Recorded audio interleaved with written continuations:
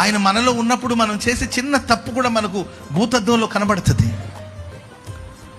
ప్రతి చిన్న తప్పును కూడా దేవుడు ఒప్పింప చేస్తాడు. మన నోటితో మనం ఒప్పుకుంటాం, ఇక మీదట ఇలా ప్రవర్తించను, ఇలా జీవించను అని. ప్రతి చిన్న తప్పులకి కొంతమంది జీవితంలో ఎన్ని తప్పులు, ఎన్ని పాపాల పీపాలయ్యి అంతేక.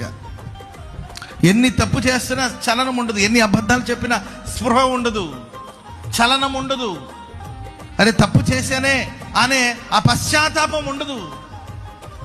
రాతి లాంటి హృదయం, మొండి హృదయం, బండ లాంటి హృదయం, మొండి హృదయం. వెంటనే నువ్వు గుర్తుపట్టాలి, నేను దేవుని కృపకు దూరం అయిపోయినట్టున్నాను. దేవుడే కానీ నాలో ఉంటే, దేవుడే కానీ నాలో నివసిస్తూ ఉంటే, మరి నేను చేసిన తప్పును గురించిన పశ్చాత్తాపం నాలో ఏర్పడాలి కదా. నేను మాట్లాడిన తప్పుడు మాటల గురించి నేను పశ్చాత్తాపపడాలి కదా. ఎందుకు నేను ఒప్పుకోలేకపోతున్నాను, ఎందుకు ఈ పాపా నుండి తప్పుకోలేకపోతున్నాను, ఎందుకు దీన్ని నేను విడిచిపెట్టలేకపోతున్నాను, పశ్చాత్తాపం అనేది ఎందుకు కలగట్లేదు ఆలోచించాలి. ఒకవేళ పశ్చాత్తాపం లేకుండా, ప్రాయశ్చిత్తం లేకుండా నేను భక్తుడిని, నీతిమంతుడని రొమ్ము విరుచుకొని నేను గొప్పవాడని తిరుగుతున్నాడంటే దేవుడు ఎప్పుడో నేను విడిచిపోయాడనే అర్థం అండి. ఆయన మనలో ఉన్నప్పుడు ప్రతి చిన్నదాని కోసం మనం పశ్చాత్తాపడతాం.